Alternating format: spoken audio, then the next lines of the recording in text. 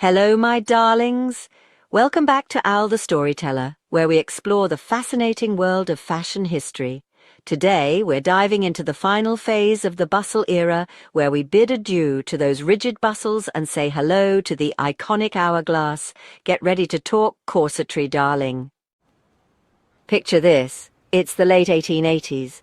Queen Victoria, our reigning fashion queen bee, is maturing. The strict formality of the earlier bustle years. It's softening, honey. The silhouette is changing, becoming more natural, more body-conscious. Gone were the days of the hard shelf bustle, replaced by a more subtle, rounded curve at the back. Okay, fashionistas, buckle up, because we're about to talk curves.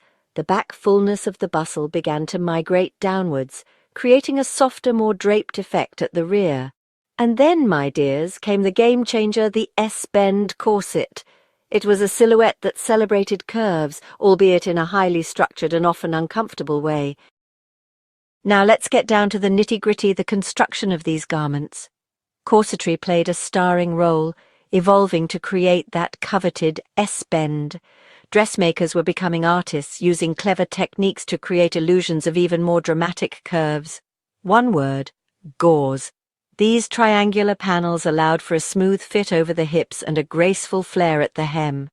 And let's not forget the rise of tailored fashion. Women needed clothing that was both stylish and practical. So why the shift, you ask? Why did women say goodbye to the bustle and embrace the hourglass? Well, for starters, comfort. The new silhouette allowed for greater freedom of movement, which was essential for women who were becoming increasingly active in society. But it wasn't just about practicality, darlings. This new look was elegant, sophisticated, and oh so flattering. It celebrated the female form in a way that felt modern and, dare I say, a little bit daring. Now, let's not sugarcoat things. This era wasn't all about liberation and effortless chic.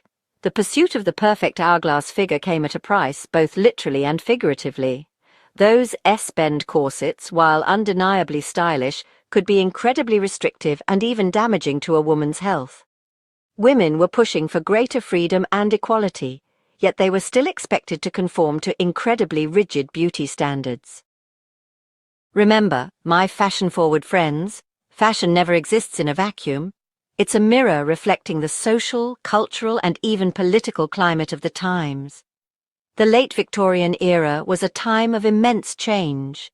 The Industrial Revolution was in full swing, leading to new technologies, new ideas, and a burgeoning middle class.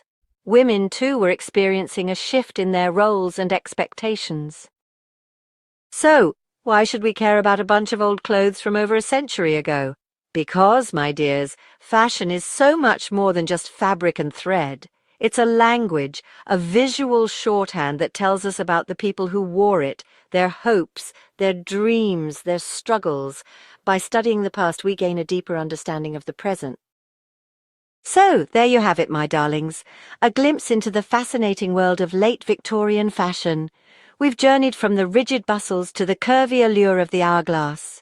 Remember, fashion isn't just fabric, it tells a story. It's a story about who we are, where we've been, and where we're headed.